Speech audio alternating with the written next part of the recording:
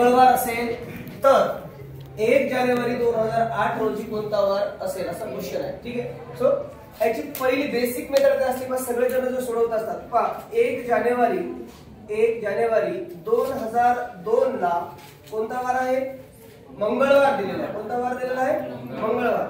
तर तुम्हाला काढायचा कोणता वार, 2008 चा. म्हणजे पहा 2002 नंतर 3 4 5 6 7 8. ठीक आहे. साध्या वर्षातून पुढील वर्षात वार कितीने पुढे जातो, 1. म्हणून मंगळवार नंतर पहा बुधवार. आता पहा बुधवार नंतर गुरुवार.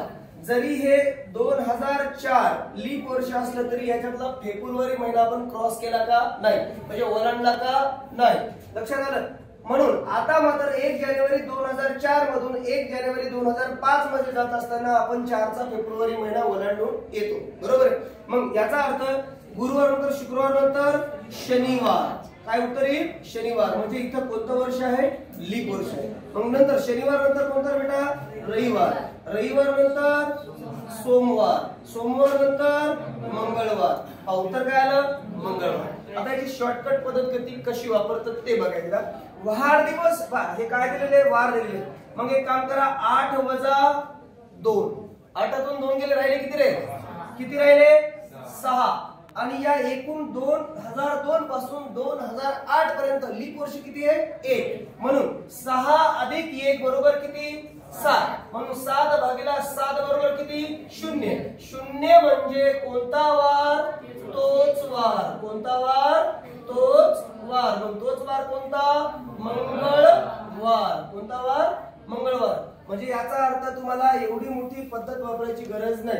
जर इन केस तुम्हाला वाढदिवस दिले असतील, बघा पहा समजा उदाहरण हाच प्रश्न जर असा असता की 1 जानेवारी 2002 रोजी राधाचा जन्म झाला, त्या दिवशी मंगळवार होता, तर तिचा 5वा वाढदिवस कोणत्या वारी असेल असा प्रश्न असता.